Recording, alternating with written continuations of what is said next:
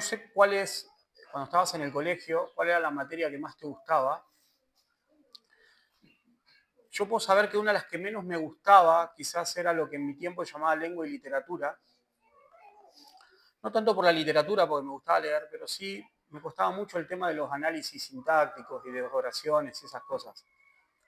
Cuando fui creciendo y cuando fui leyendo la Biblia y otros textos, me di cuenta que la literatura o lo que es el análisis de texto y todo eso que hay como reglas ortográficas se necesita mucho, mucho se necesita, para ponerlo al servicio de la lectura de la Biblia. Y este es un texto que necesita mucho de eso, así que por eso exige un trabajo muy grande a la hora de poder interpretarlo.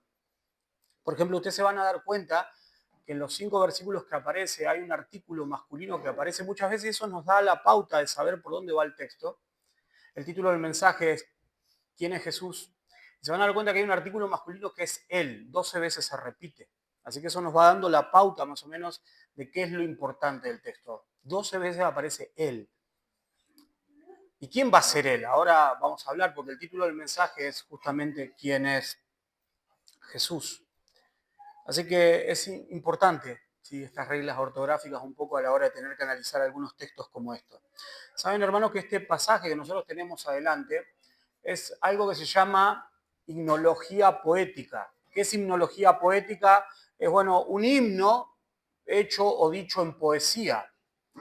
Y se discute mucho acerca, cuando todavía no entramos en el texto, pero se discute mucho acerca de este texto, si esto era un himno que ya existía, un himno poético que ya existía en la iglesia en aquel tiempo, y que Pablo lo utiliza. Hay algunos que creen que sí, que ya era un himno poético que circulaba en distintas iglesias y que Pablo lo utiliza para esta situación específica. Otros entienden que no, que guiado por el Espíritu Santo, el apóstol Pablo crea este himno. Así que está ahí la cosa. Algunos dicen, bueno, ya era un himno persistente y Pablo quizás les cambia algunas cositas y se lo da a la iglesia para poder afrontar la situación que ellos estaban pasando o a los fines de la carta que tenía Pablo. Sea cual sea la situación de las dos cuestiones, hermanos, lo que entendemos es que el Espíritu Santo ha guiado estas palabras y las ha inspirado por medio de su Espíritu Santo para que nosotros la tengamos. Eso es lo importante. Pero también me llama la atención que el Señor haya guiado, el Espíritu Santo haya guiado este texto de esta forma de poesía. Y muchos entienden, hermanos, que es, y también quizás los que creen que esta poesía circulaba por las iglesias, es porque lo que se dice en prosa poética es mucho más fácil de retenerlo. Es mucho más fácil de retenerlo. Cuando hay una verdad en prosa poética o muchas veces en una canción, es mucho más fácil de retenerlo. Esto lo entendían también los reformadores, de que alguna verdad dicha muchas veces en una alabanza, los himnos que muchas veces cantamos, son verdades teológicas que son más fáciles de retenerlo. Quizás no vamos a retener un versículo bíblico donde está, pero una verdad cantada así. Esto lo saben las maestras jardineras, cuando muchas veces le dicen ciertas verdades a los niños en forma de canción. ¿Cuántos de nosotros nos acordamos del aguardar cada cosa en su lugar? Nos acordamos de aguardar porque, bueno, es una canción que justamente lleva a una acción y una idea. Bueno, esta idea de esta prosa poética, muchos entienden y creen que fue dada de esta manera para que la iglesia lo recuerde más, para que la iglesia tenga más presente estas verdades que vamos a ver hoy, que hay mucha doctrina, y creo que mi desafío y lo que más oraba al Señor es para que me permita hablar de una manera sencilla, práctica y no dejar afuera todo lo que figura acá. ¿Sí? El título del mensaje es ¿Quién es Jesús? Y creo que estos 5 versículos que vamos a ver nos va a ayudar a ver quién es realmente Jesús. Y el texto va a estar dividido, el mensaje va a estar dividido en dos partes. La primera parte hasta el versículo 17 de ver quién es Jesús con respecto a la creación. Y del versículo 18 hasta el 20 vamos a ver quién es Jesús con respecto a su iglesia. Vamos a ver quién es Jesús en la creación y vamos a ver quién es Jesús en la nueva creación en su iglesia. Así que abrochate los cinturones porque vamos a arrancar. ¿Sí? Bien, vamos al versículo 15. Dice así. Dice, Él es la imagen del Dios invisible, el primogénito de toda la creación. Él es la imagen del Dios invisible, el primogénito de toda la creación. Así que inicialmente este texto, hermanos, afirman que Cristo es la imagen, y quédense con esa palabra, imagen del Dios invisible. La palabra que se utiliza ahí para imagen es la palabra eikon en griego, que es de donde viene la palabra ícono, esa idea de un ícono. Un ícono es algo que representa. Ahí aparece en nuestro vocabulario la palabra ícono. En la antigüedad, hermanos, en los tiempos de la Biblia, en los tiempos en los cuales se escribe en la Biblia, un icón o un ícono era una representación exacta de aquellas cosas a las que representaba. De hecho, por ejemplo, ¿se acuerdan cuando Jesús dice al César lo que es del César y a Dios lo que es de Dios? Primeramente le va a decir quién es la imagen que está ahí, quién es el icón, el ícono. Y lo que estaba acuñado en esas monedas de ese tiempo era la imagen del César. Así que la imagen es una expresión exacta. Y dice Pablo que Cristo es esa misma imagen de Dios. Así que no es una mera semejanza difusa, no es algo que se parece, sino que es algo que es igual a. Así que es una réplica exacta, es algo que toma la misma sustancia y la replica de manera perfecta. Y voy a utilizar una palabra que después la voy a desarrollar un poquito más, que es la palabra sustancia.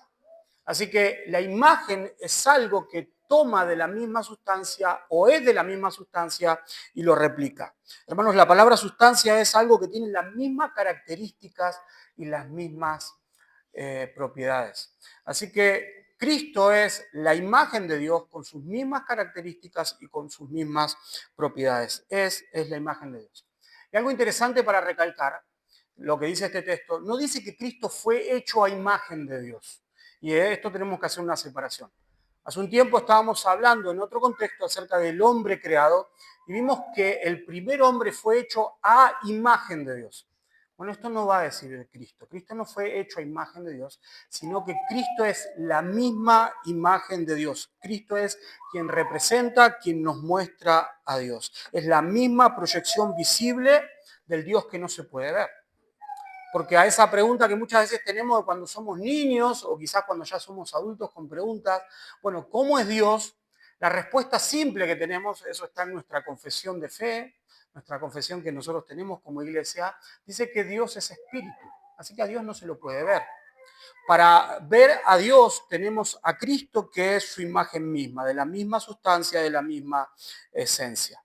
Por eso cuando nosotros llegamos al Evangelio de Juan, en el capítulo 14, versículo 9, y armoniza esta idea, cuando Felipe le dice a Jesús, ¿se acuerdan? Muéstranos al Padre. ¿Se acuerdan lo que le dice Felipe? Bueno, tanto tiempo yo estuve con ustedes y no me pueden reconocer. Y después en el versículo 10 va a decir, porque, y esta es una declaración de teología gloriosa, dice, porque el Padre está en mí y yo estoy en el Padre. Así que somos lo mismo, tenemos la misma esencia, lo que yo hago es proyectar su imagen. Así que Cristo es, hermanos, la imagen de Dios. En Hebreos capítulo 3, versículo 1, en la primera parte, dice, el cual siendo el resplandor, hablando de Cristo, el resplandor de su gloria, es la imagen misma y ahí aparece la palabra sustancia nuevamente. O sea, la misma característica y las mismas propiedades. O sea, Jesús no es que es un Dios diferente, es el mismo Dios, tiene la misma característica, pero Él refleja la imagen de Dios. Él muestra quién es Dios. Es el resplandor mismo de su gloria. Y como enseñaban los viejos maestros, ¿sí? No separando una cosa del otro, decía que el sol no se puede separar de su mismo resplandor. O sea que cuando nosotros vemos el sol, si vos mirás al sol, automáticamente ven el resplandor, ¿no? No está separado. Bueno, de la misma manera es esa unión entre el Padre y el Hijo. Dios, podríamos decir, es el sol en estas analogías que tenemos, que son un poco torcidas, pero Dios es el sol y la imagen misma es esa imagen que vemos cuando vemos el sol. Es la imagen misma de Dios. Así que esta es una verdad, hermanos, que se repite a lo largo de la Escritura. La palabra del Señor lo repite esto en muchas veces. ¿Sí? Y lo vemos, por ejemplo, como vimos en el libro de Juan o en el libro de Hebreo. Hay algunas cuestiones muy interesantes. Muy interesantes. Esto es muy profundo. Pero cuando nosotros vemos, por ejemplo, el segundo mandamiento, ¿se acuerdan qué dice el segundo mandamiento? No te harás imágenes. Hay una prohibición de hacerse imágenes. Dios prohíbe al hombre que se haga una imagen. Y todas las naciones tenían imágenes. De hecho, nosotros vemos que automáticamente, 40 días después de promulgarse la ley, el hombre quiebra el pacto y están haciendo ahí un becerro de oro. Pero Dios prohíbe que hagan imágenes. Dios les prohíbe a los hombres que hagan una imagen como todos los pueblos de la tierra. Bueno, ¿por qué Dios prohíbe que se hagan imágenes? No te harás imágenes. Bueno, Dios prohíbe terminantemente al pueblo de Israel fabricar representaciones visuales de esa divinidad, porque la única imagen legítima, hermanos, viva, perfecta, que representa a Dios, a ese Dios invisible, no es plata ni oro, ningún animal, ninguna obra creada por los hombres, sino que es el mismo Jesucristo. Él representa la imagen de Dios. Entonces, Él es la imagen del Dios invisible. Así que, ¿quién es Cristo? Es la imagen de Dios. Si ustedes quieren saber cómo es Dios, que es espíritu, miren a su Hijo Jesucristo. Cuando ustedes estudian lo que nosotros tenemos de Cristo, todos sus atributos, cómo Él es, lo santo, lo perfecto, lo maravilloso, lo glorioso, ese es Dios. Él es la imagen misma de Dios. Versículo 15 no solamente dice que es la imagen, sino que Él dice que es el primogénito de toda la creación. Así que es imagen y es el primogénito. Hermanos, y históricamente esta declaración o esta palabra primogénito ha sido un problema muchas veces en la iglesia. No porque no haya quedado claro esta idea, sino porque ha sido un problema para la mente de los hombres que muchas veces cuando no pueden armonizar ciertas ideas, se meten en problemas ellos mismos y muchas veces desvían la palabra. Y esto ha sido a lo largo de la historia de la iglesia. Por ejemplo, en el siglo IV se levantó un hombre que se llamaba Arrio y dijo que al tener esta idea de primogénito, porque ¿qué es lo que primero a usted se le viene la idea cuando le dicen que alguien es primogénito? Bueno, es el primero que alguien tiene, es el primero que alguien crea o es el primero que alguien hace. Si vos te encontrás con algún amigo, quizás de la infancia, que hace mucho que no ves, y te dice, mira, tengo 5 hijos, y esos 5 hijos, este es el primogénito, te dice, ¿qué vas a decir? Bueno, este es el primero, no. Es el primero que se creó, el primero que hicieron. Entonces, teniendo esa idea del primogénito, bueno, se levantó un hombre que se llamaba Arrio en el siglo IV y dijo, bueno, Cristo es el primer ser glorioso, grande, pero el primer ser creado por Dios, porque es el primogénito. Así que esto llevó a un debate muy grande que se llamó el Concilio de Nicea y en el año 325, hermanos, se hizo una reunión de muchos teólogos y muchos pastores para poder analizar la Biblia y ver qué dice acerca de si Jesucristo era el primer ser creado. Y por supuesto, hermanos, que mirando las Escrituras se llegó a la conclusión de que esto no es así. Por eso, en respuesta en ese concilio, aparece, hermanos, el párrafo que dice engendrado, no creado, consubstancial con el Padre, de quien todo fue hecho. Sí, dice la palabra consubstancial, o sea, es de la misma sustancia, tienen las mismas características. La palabra sustancia es característica y propiedades. Y eso es algo que aparece en la teología. Si vos tenés una confesión de fe nuestra y la podés leer, cuando llega la parte de la Trinidad dice que el Hijo es de la misma sustancia del Padre. Y si el Padre es eterno, el Hijo también es eterno. Porque eso dice el libro de Hebreos capítulo 1, versículo 3. Tienen las mismas características y de la misma sustancia del Padre. El Padre es eterno y el Hijo también es eterno. No puede ser creado, así como decía Arrio. Analogías imperfectas, hermanos. Pero así como el agua es H2O y está en propiedad, puede estar en propiedad líquida y propiedad sólida cuando la vemos en la cubetera o en el hielo, ¿sí? Pero es de una misma esencia, es agua, pero están quizás en dos formas diferentes. Bueno, esto de ser consustanciales es de la misma esencia, así que los dos son eternos. Quizás vos digas una cosa, bueno, pero esto es una historia de Arrio, ya quedó ahí, se zanjó este problema. Pero saben, hermanos, que como dice el sabio, no hay nada nuevo bajo el sol. Y si quizás vienen a tocar la puerta a tu casa o te toca el timbre, dos muchachos que están vestidos de camisa blanca y pantalón negro, con una sonrisa muy compradora, o vienen quizás muchas veces testigos de Jehová a predicarte. Quizás no van a empezar por acá, pero la teología y la doctrina detrás de ellos es la misma, que Cristo es un ser creado. Porque te van a decir eso, no dice acá que es el primogénito. Hablando de un testigo de Jehová te va a decir, bueno, pero Jesús era el arcángel Miguel en la antigüedad, en el Antiguo Testamento, que en el Nuevo Testamento ya lo vemos como Cristo, porque en algún momento fue engendrado por Dios. Hermanos, eso no es lo que dice la Biblia. Y vuelvo al tema de la gramática porque es importante. Acá aparece la palabra primogénito. Y la palabra primogénito, hermanos, en el original, es la palabra protococos. Protococos. Es bastante, uno se acuerda de estas palabras, ¿no? Bastante llamativa. Es la palabra protococos, hermanos, la cual no habla de un orden cronológico, o sea, de ser el primero, sino que habla de algo o de alguien que tiene supremacía, preeminencia, un rango superior o un derecho a herencia. O sea que cuando aparece el primogénito, no está hablando de alguien que fue creado primero, sino de alguien que tiene, y en este caso de Él, de Cristo, nuestro Señor, hay alguien que tiene el rango superior. Hay alguien que está por sobre encima de todo, hay alguien que tiene la supremacía. De hecho, cuando nosotros vemos este texto que Pablo está escribiendo a los colosenses, muchos entienden que esta era una idea que ya las personas que estaban en Asia Menor conocían. Porque si bien el Dios que nosotros tenemos es único, en todo lo que era el Asia Menor había un panteón de dioses.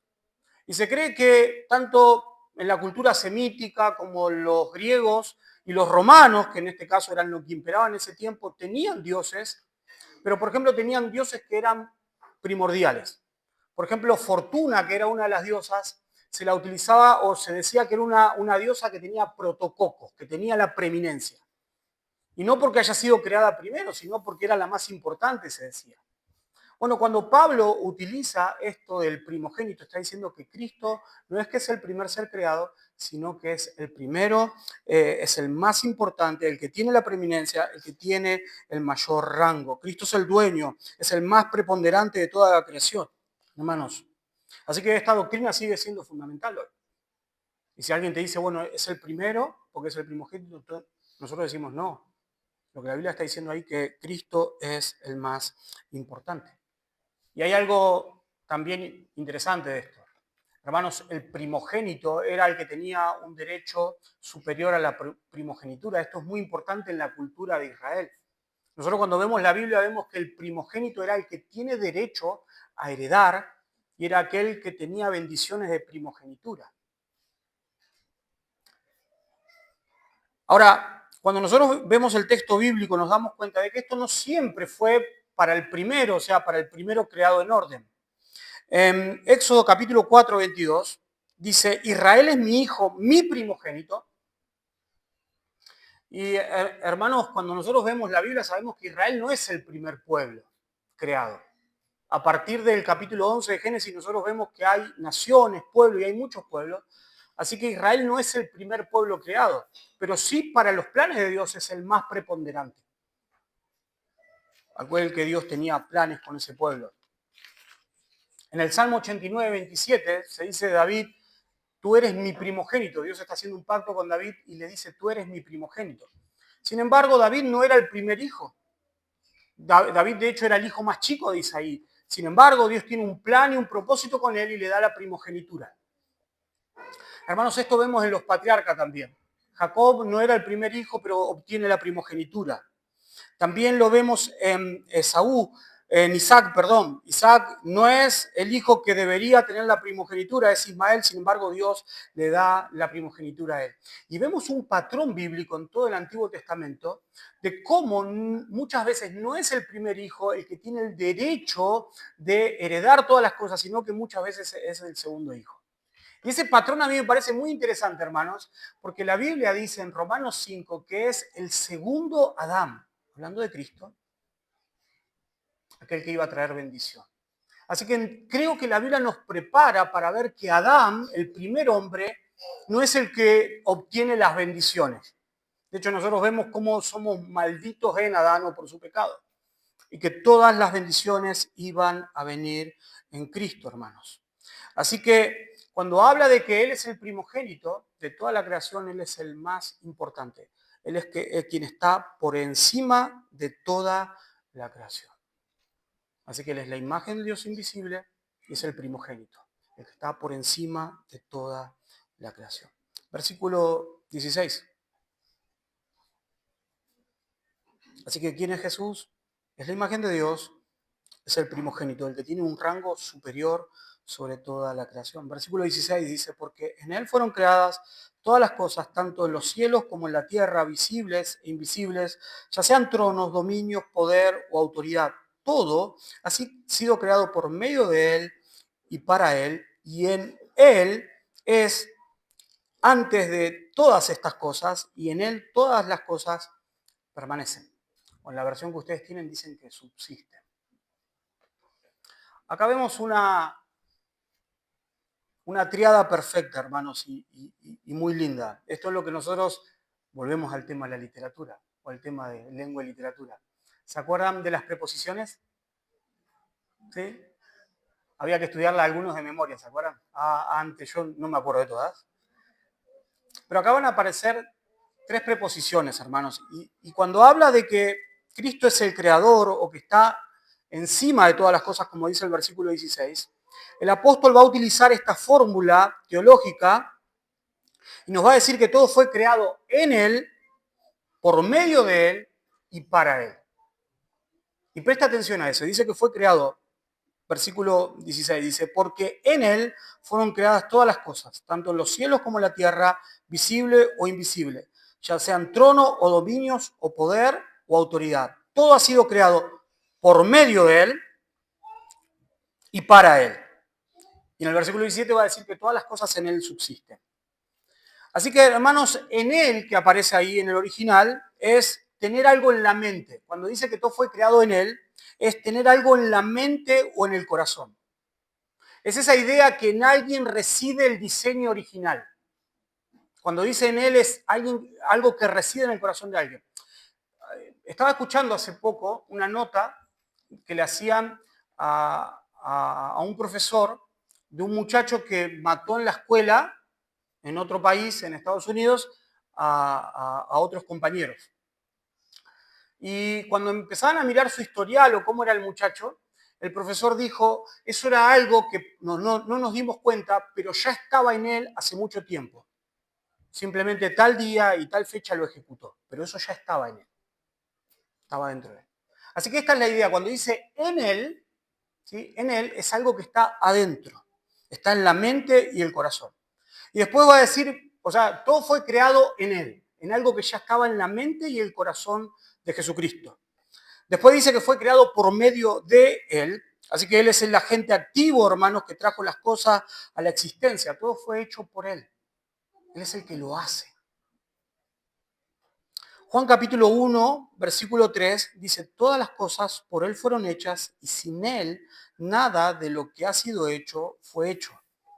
Hebreos capítulo 1, versículo 2 dice, hablando del Hijo, que es el heredero, dice, por quien asimismo hizo el universo. Así que Cristo, hermanos, no es solamente aquel que tenía en él el hecho de crear, de hacer, sino que es aquel que ha hecho todo el universo. O sea, todas las cosas que vemos y las cosas que no vemos fueron hechas por él. Por eso en el versículo 17 dice, las cosas que están en los cielos, como en la tierra, visible o invisible, ya sean tronos, dominios, poderes, autoridades, todo ha sido creado por medio de él. Todo.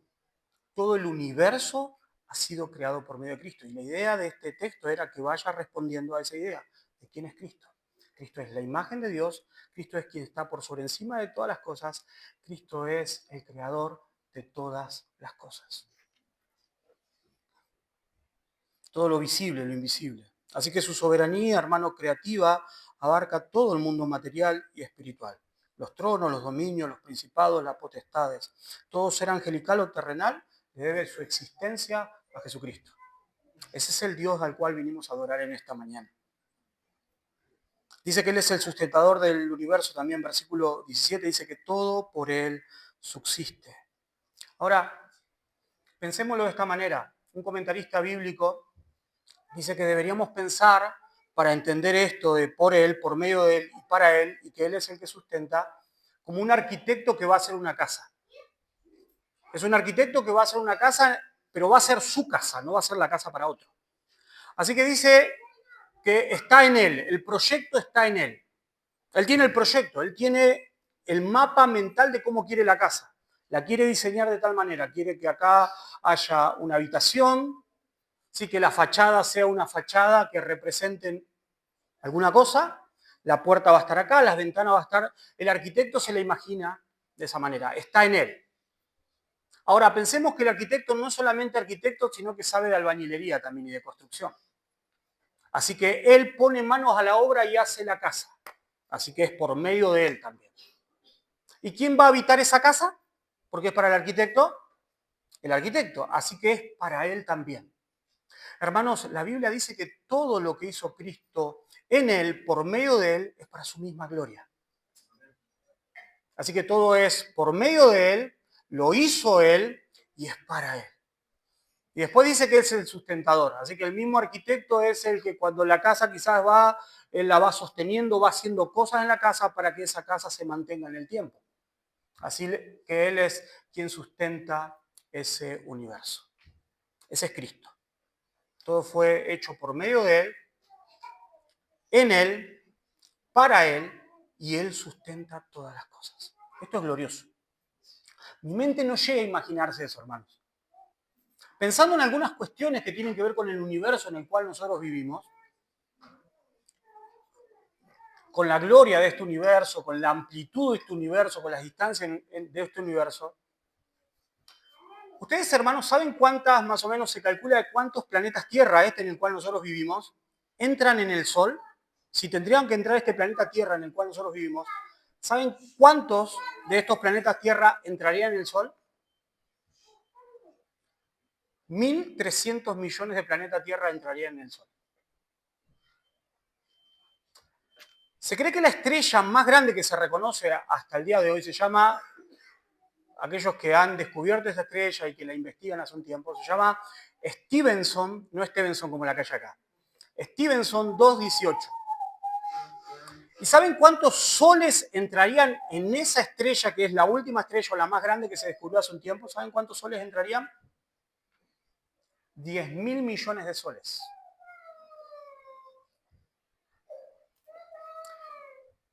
Hermanos, la ciencia ha llegado a la idea de que solamente en cuestiones materiales de este mundo se conoce solamente el 5%. Hablando de distancias, ¿saben cuánto tiempo tarda la luz de la luna en la que vemos? ¿Vieron esa luna tan linda que nosotros vemos? Aquella que los hombres dicen a sus esposas, vení, vamos a abrazarnos y a ver la luna llena. ¿Saben cuánto tiempo tarda la luz de la luna en llegar a nosotros? Que en definitiva no es luz de la luna porque refleja la luz del sol.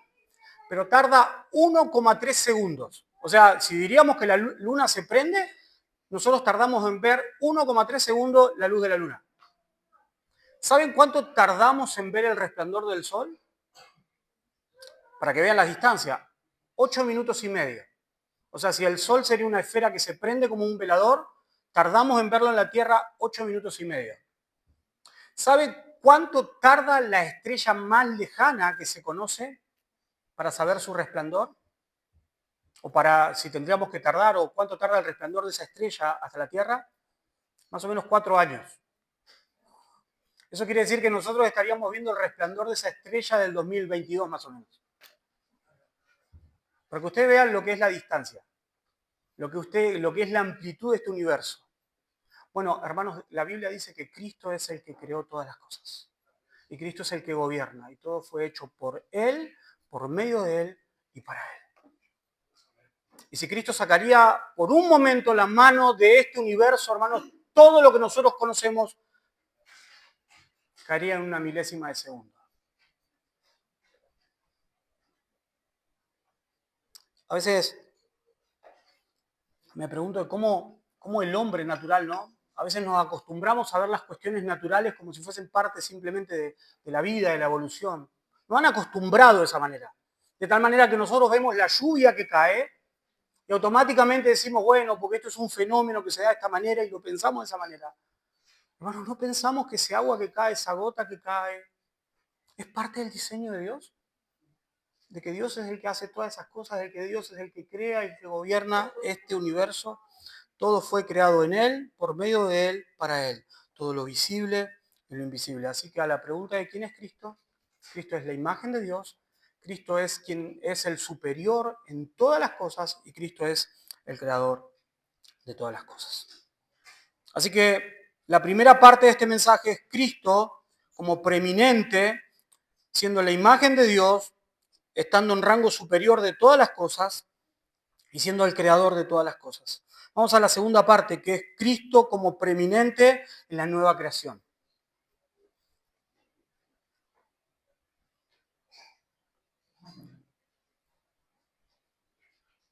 Versículo 18. Dice, Él es también la cabeza del cuerpo que es la iglesia. Es el principio, el primogénito entre los muertos, a fin de que Él tenga en todo la primacía. Así que Cristo es la cabeza del cuerpo. Cristo es definido, hermanos, por el apóstol Pablo a los hermanos de Colosa como la cabeza del cuerpo que es la iglesia.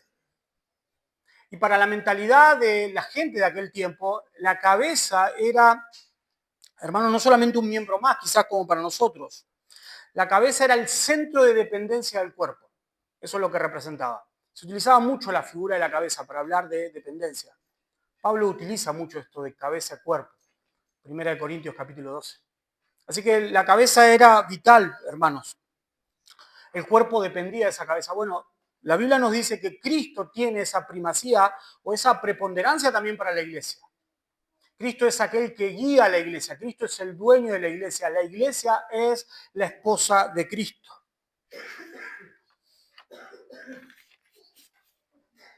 Así que lo que vemos es que la iglesia no depende de líderes humanos, sino de su cabeza celestial.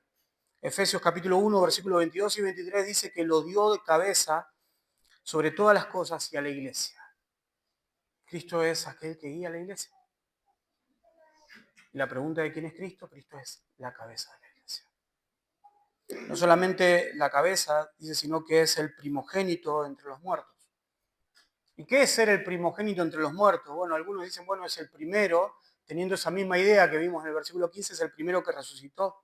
Y está bien. Pero ¿qué quiere decir esto? Es mucho más profundo. Porque acá estamos viendo Cristo siendo la primacía de la iglesia. Así que Cristo es la cabeza de la iglesia, pero es el primogénito de los muertos. Recuerden que primogénito es protococos, el principal. Así que lo que nosotros vemos es que Jesús es el que tiene la autoridad máxima. Porque Jesús fue el que resucitó entre los muertos. Y él tiene la primacía máxima. Algunos dicen, bueno, pero ¿la Biblia no habla de otros resucitados? La Biblia no plantea de otros resucitados, como por ejemplo Lázaro. Sí, hermanos, pero recuerden que Lázaro resucitó para luego volver a morir. O sea, Lázaro murió nuevamente. Cristo es aquel que resucitó y es el primero entre los resucitados para no morir jamás. Y esto apunta directamente a la redención final. Esto es glorioso. Primera de Corintios, hermanos, capítulo 15.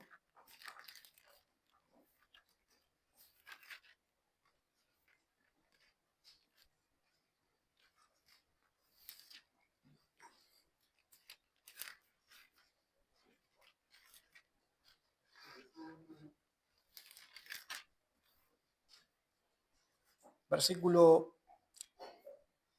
20. Vamos a leer del 20 al 26. Dice, pero ahora Cristo ha resucitado entre los muertos, primicia de los que durmieron. Porque ya que la muerte entró por un hombre, también por un hombre vino la resurrección de los muertos. Porque así como en Adán todos mueren, también en Cristo todos serán vivificados.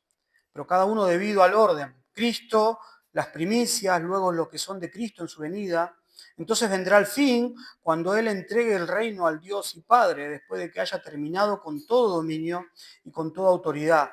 Pues Cristo debe reinar hasta que haya puesto a todos sus enemigos debajo de sus pies. Y él, el último enemigo que será eliminado, será la muerte. Dice que este es el orden de los que han resucitado. Cristo, las primicias y los que son del Señor. Así que Cristo, hermanos, según lo que dice el apóstol Pablo, es el primogénito, el más importante de toda la creación, el que resucitó, pero también es nuestra esperanza de resurrección. Por eso es tan importante.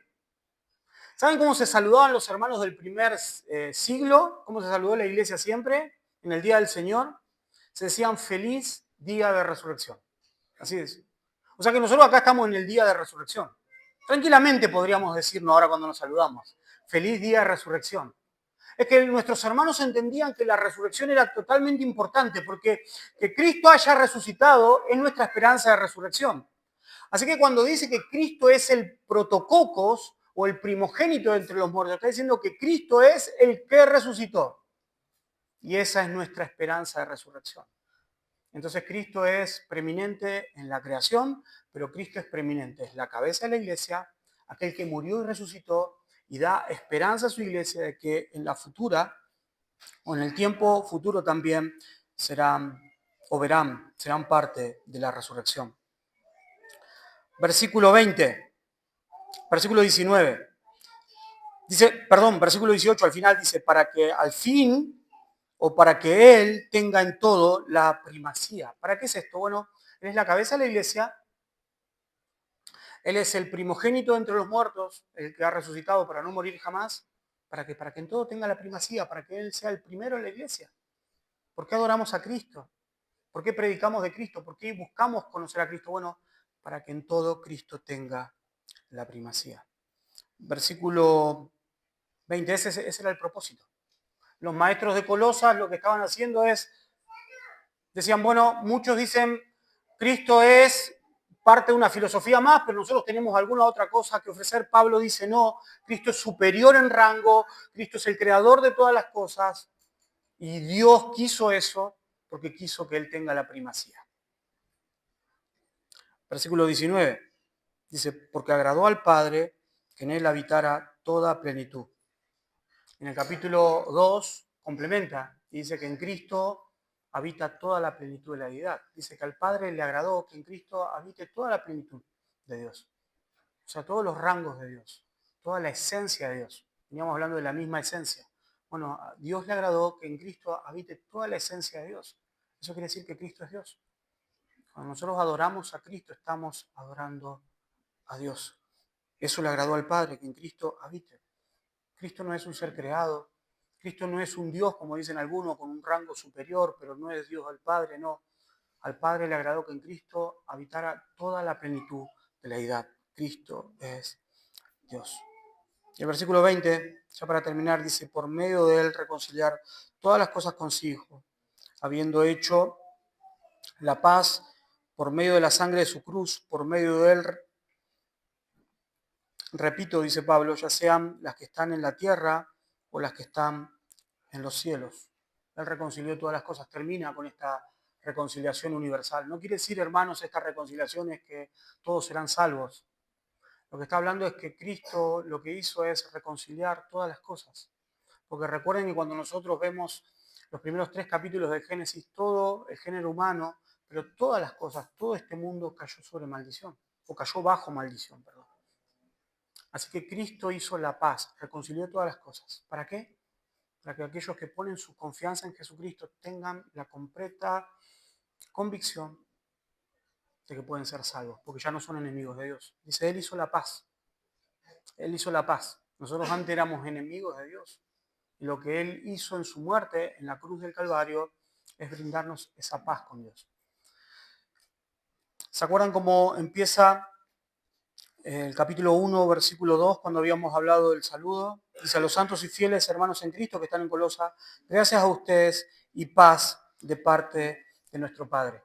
Bueno, acá Pablo está diciendo que la paz la hizo Cristo en la cruz. Él reconcilió todas las cosas. Por eso Cristo es importante.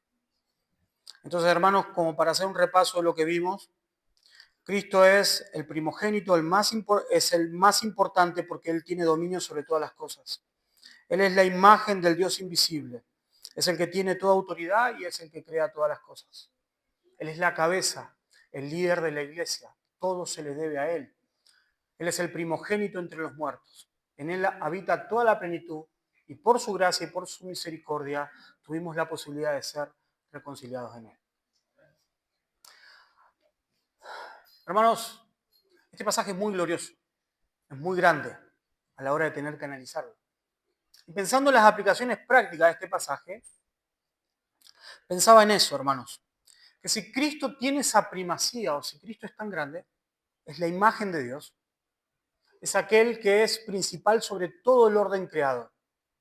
Si Cristo es el creador y el sustentador de todas las cosas, pero eso se le agrega que Cristo es la cabeza de la iglesia. Y a eso se le agrega que Cristo es el primero que resucitó de los muertos para darnos esperanza a nosotros. Si eso se le agrega que en Cristo está toda la plenitud de Dios, o sea que Cristo es Dios mismo. Y si eso se le agrega que por su gracia y su misericordia fuimos reconciliados por Él, hermanos, esto nos ayuda a poder replantearnos cuál es el orden de prioridad en nuestras vidas. ¿Cuál es la prioridad de nuestras vidas? ¿Hay algo que nosotros tengamos en orden de prioridad más importante que este Cristo que es Rey soberano y que tiene la primacía sobre todo el universo y sobre su iglesia? ¿Hay algo? ¿Hay algo que para nosotros sea más importante? Él es creador, sustentador. Todo fue hecho por medio de Él y para Él. Ese es Cristo, es el Dios de la iglesia.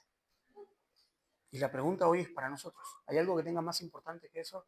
Este himno y esta poesía, Pablo la utiliza inspirado por el Espíritu Santo para mostrarle a los colosenses que no había nada más. No había otra filosofía que se pueda ofrecer. No había otra forma de vivir. No había otros valores más grandes en este mundo que no sea el valor absoluto que tiene Cristo. Ahora, nosotros no estamos en Colosas. Nosotros no vivimos hace 2000 años atrás.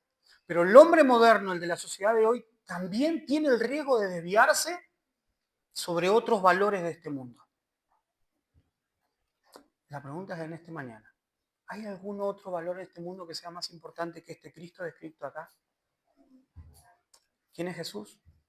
La imagen de Dios, el que está sobre todas las cosas, el creador de todas las cosas, el líder de la iglesia y aquel que por amor a tu vida murió en la cruz del Calvario para dar su sangre para que puedas ser perdonado por Dios.